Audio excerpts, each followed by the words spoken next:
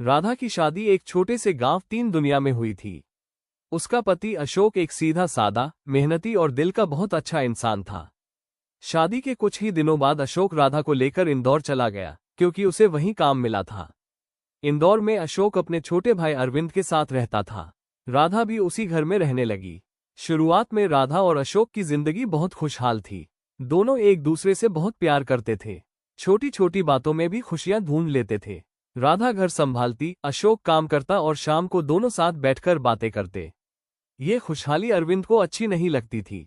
उसे लगता था कि भाई की सारी दुनिया अब सिर्फ राधा बन गई है। अरविंद धीरे धीरे जहर घोलने लगा।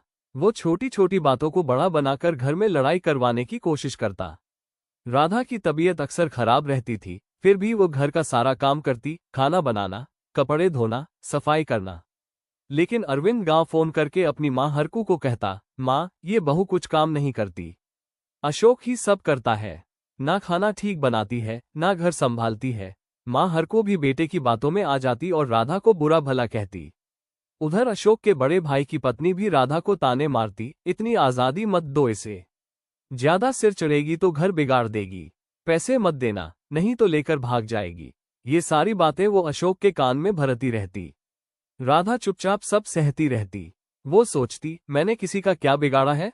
फिर सब मुझसे इतनी नफरत क्यों करते हैं? लेकिन अशोक अपनी पत्नी से बहुत प्यार करता था।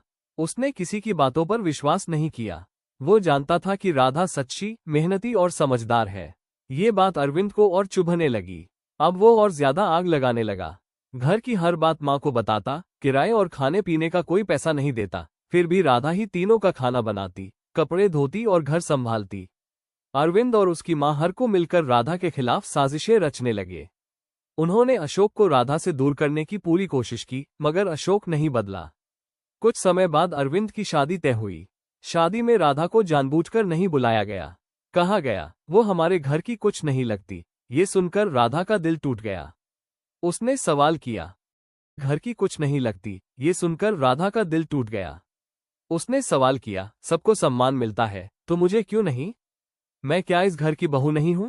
इस बात पर घर में बहुत बड़ा झगड़ा हो गया। सब लोग राधा पर टूट पड़े। उसे बहुत मारा गया। उस मारपीट में उसकी छोटी बेटी इशिका भी चोटिल हो गई। इशिका रोती रही, लेकिन किसी का दिल नहीं पसीजा। राधा अपनी घायल बच्ची को सीने से लगाकर रोती रही।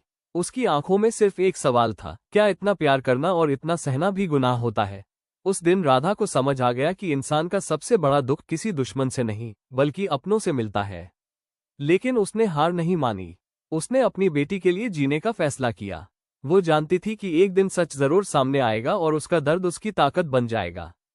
उसका बाप ऐसा बहुत बुरा है जो क्या सही है या क्या गलत है उसमें फर्क ही नहीं समझता। उसने जो वह वादे आप वो उन बातों से मुझ फेर रहा है करेक उनकी शादी करी थी आप तारांकन। ये कहानी एक औरत के धैर्य, प्यार और सहनशीलता की कहानी है, जो टूटती है लेकिन हारती नहीं।